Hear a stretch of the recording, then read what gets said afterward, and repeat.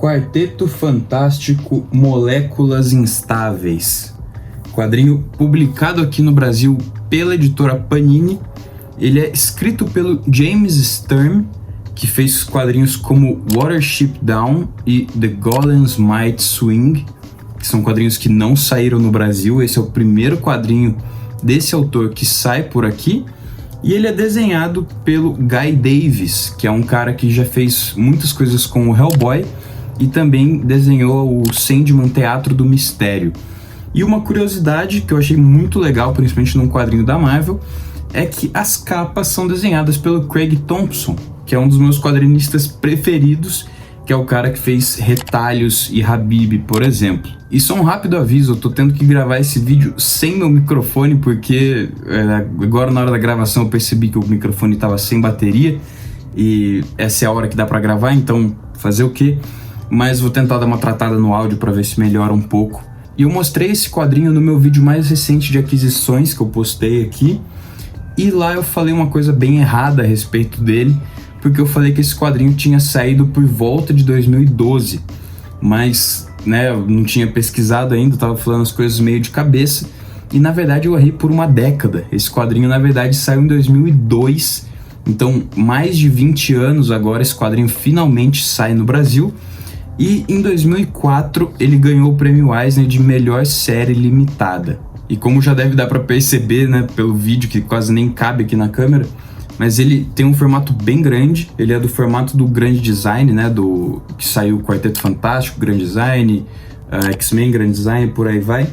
Só para mostrar para vocês, comparando com um quadrinho em formato americano comum, olha só, inclusive já um spoiler do próximo vídeo aqui do canal, mas é um quadrinho bem grande, é um formato bem bacana de se ver, ainda mais quando tem uma arte bonita. Mas esse quadrinho tem uma ideia muito interessante, que é contar a história das 4 pessoas reais que inspiraram o Quarteto Fantástico.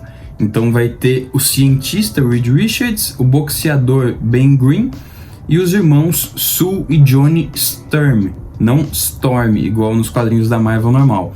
O autor aqui usa o mesmo sobrenome dele, o Sturm.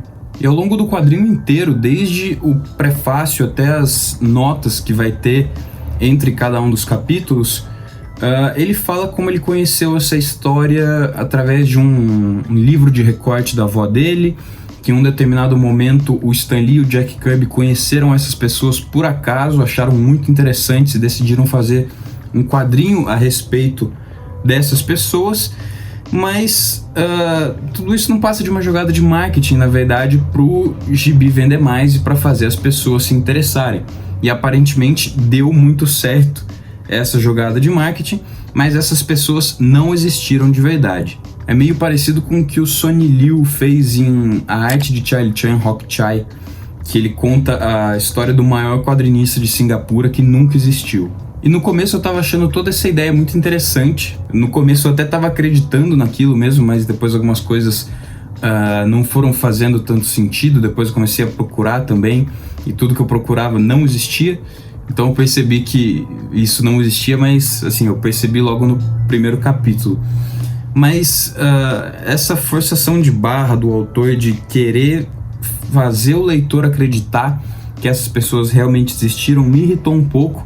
Assim, porque tem o prefácio, o pós-fácio, as notas entre cada capítulo, o texto aqui da quarta capa também indicando que essas pessoas teriam existido e tudo mais. Então essa forçação de barra foi me incomodando um pouco, mas não tira o brilho do quadrinho, que é uma história realmente muito boa. E o que eu gostei muito é que esse quadrinho é como se fosse um quadrinho alternativo dentro da Marvel, porque pelos vídeos aqui que eu faço dá pra perceber que eu gosto muito de quadrinhos alternativos, europeus e tal. E esse quadrinho é basicamente isso, só que dentro da Marvel, porque não é uma história de super-heróis, nenhum deles tem superpoderes nem nada assim, mas é um drama familiar ali deles, ou um drama de amizades também, dentro de um quadrinho da Marvel. Então esse quadrinho vai se passar ali por volta dos anos, final dos anos 50, começo dos 60, alguma coisa assim, e vai mostrar a Sue com uns 26 anos, que ela toma conta do Johnny, que tem 15, porque os pais deles morreram em um acidente de carro, então ela meio que tem que fazer o papel de mãe e pai dele ali. Vai mostrar também o Reed, que é um cientista e que namora a Sue e está fazendo uma pesquisa com moléculas instáveis, e em um determinado momento ele é chamado para ajudar o exército em uma pesquisa. E o Ben é um boxeador que foi colega de quarto do Reed durante a faculdade, e ele também é amigo da Sue. Então todos eles já têm um relacionamento pré-estabelecido ali na história.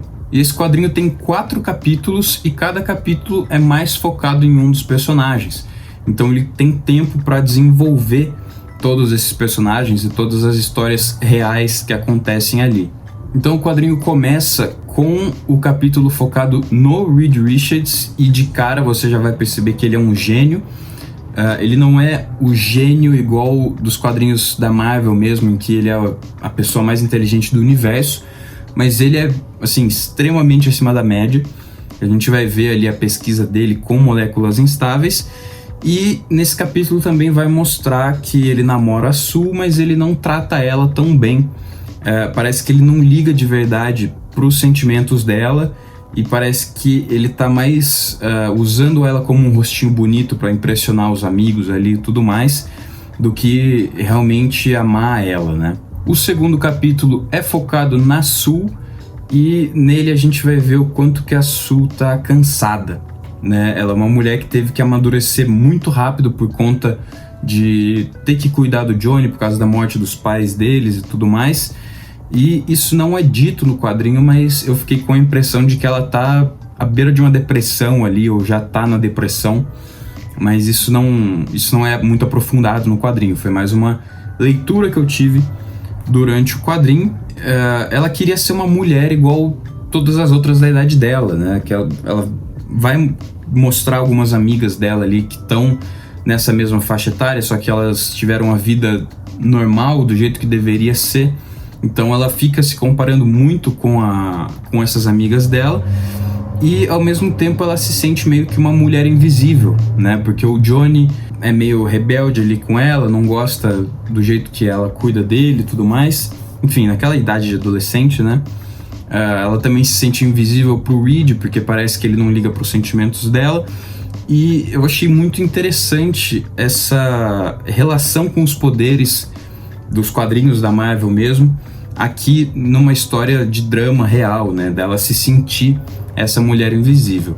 O terceiro capítulo é focado no Johnny.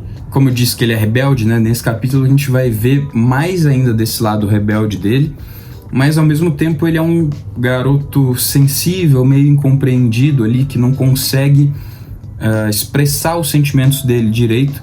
Ele só consegue ser ele mesmo com um amigo que ele tem, que é um amigo nerd, excluído. Então meio que por osmose ele vira também um nerd excluído e tudo mais. Os dois sofrem bullying e tal, muito diferente do Johnny que a gente conhece nos quadrinhos principais da Marvel, que ele é quase um rockstar, assim, que tá sempre saindo com todas as mulheres e não sei o que.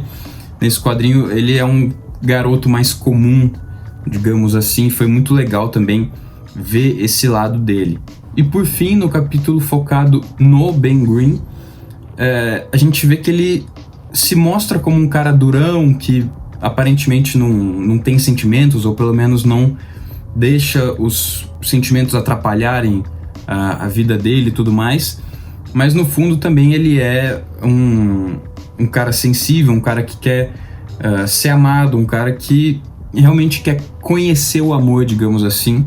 E também tem aí uma relação com os poderes dele, né? Porque ele se mostra durão por fora, como se fosse uma rocha, né? Como se fosse o coisa que a gente vê nos quadrinhos principais. Uma coisa que eu achei muito legal. Não sei se foi realmente a ideia do autor fazer essa relação com os poderes, tanto que eu não consegui ver isso direito no Johnny nem no Reed, mas no que eu achei ali no meu entendimento, na minha leitura do quadrinho, foi uma coisa que eu achei bem bacana. E apesar de cada um dos capítulos ser focado em um dos personagens, não é que é um capítulo exclusivo daquele personagem, né? Em todos os capítulos vai aparecer todos os personagens, vai ter desenvolvimento de todos esses personagens, só que tem mais ênfase em um determinado personagem naquele capítulo. E no fim, esse quadrinho é, na verdade, uma história sobre família, sobre amizades, sobre amores, sobre arrependimentos. É um grande drama ali, a gente vê um pequeno episódio da vida dessas pessoas aqui no quadrinho, porque o quadrinho também se passa em pouquíssimo tempo. Se não me engano, é 1 ou 2 dias só que a história inteira se passa. Eu acho que é 2 dias, agora eu não lembro direito. Mas a gente vê muito pouco ali da vida dessas pessoas, mas nesse pouco tempo a gente já consegue se importar com eles. Mas isso de se importar com eles rápido, eu não sei se é porque eu já conhecia os personagens das outras histórias do Quarteto Fantástico, do que se isso é realmente uma coisa construída aqui nesse quadrinho, né? Porque quem já lê quadrinho de super-herói e pegar esse quadrinho já vai conhecer mais ou menos eles ali, por mais que tenha uma diferença ou outra. Então eu não sei se eu gostei bastante desse quadrinho realmente porque ele é muito bom, ou se porque eu fiz a relação com as outras coisas que eu já conheço, né? Eu queria muito ver a opinião de alguém que leu esse quadrinho, mas não conhecia os personagens, ou conhecia só de nome, alguma coisa assim, para daí realmente ter certeza da real qualidade desse quadrinho, porque, como eu disse, eu já conhecia todos eles, eu já meio que sabia o que esperar, mesmo sendo um quadrinho bem diferente. Então, se você já leu esse quadrinho e se você não conhecia os outros personagens, vou ficar muito feliz de saber sua opinião, mas sinceramente eu duvido que alguém que não conheça os personagens tenha interesse em ler esse quadrinho, uma pessoa que gosta de quadrinho de drama, alguma coisa assim. E isso é triste, né? Porque tá afastando a pessoa de um quadrinho de drama familiar, de amizade muito bom, só por ter uma pequena relação com os super-heróis. E no final do quadrinho, a última página mesmo, tem uma sacada muito legal com essa coisa das moléculas instáveis, né? Que é o que o Reed está estudando, mas também é o nome do quadrinho. Então você espera que isso tenha um significado ali. Talvez seja uma coisa que pegue logo de cara quem for começar a ler, ou que talvez não entendi isso de cara pelo nome, mas a última página que mostra isso é realmente um momento muito bonito do quadrinho. E agora falando dos desenhos, eu achei o desenho muito bonito, combinou demais com o gibi, e eu fiquei muito surpreso de achar isso dos desenhos, porque eu não gosto muito do Guy Davis, né? No quadrinho do Sandman, por exemplo, no Teatro dos Mistérios, eu não gosto muito do desenho dele, eu acho feinho até, e eu acho que o traço dele não combina com histórias de super-herói, mas funcionou muito bem para essa história, que é um drama familiar que os autores fazem aqui. Pelos desenhos, parece que você está lendo um quadrinho que sairia pela Quadrinhos na CIA, pela editora Nemo, coisas assim, mas no fundo é um quadrinho completamente diferente de qualquer outra coisa. Então realmente gostei muito do Quarteto Fantástico Moléculas Instáveis. Sinceramente não esperava gostar tanto dele, apesar de saber que todo mundo falava bem, que tinha ganhado prêmio e tudo mais. Ainda assim foi um quadrinho que me agradou muito. Comente aí se você já leu esse quadrinho, se você conhecia, se você não conhecia, se você vai pegar agora que você sabe um pouco mais sobre esse quadrinho. E se você gostou do vídeo, não esqueça de deixar um like e se inscrever no canal. Compartilhe também com alguém que você acha que vai gostar desse tipo de conteúdo. E se você se interessou pelo Quarteto Fantástico Moléculas Instáveis, aqui embaixo na descrição do vídeo vai ter um link de compra para ele na Amazon. E comprando ele ou qualquer outra coisa por meio desse link, você ajuda o canal com uma pequena comissão e permite que mais vídeos apareçam por aqui. Mas era só isso que eu tinha para falar hoje. Muito obrigado por assistir e um abraço.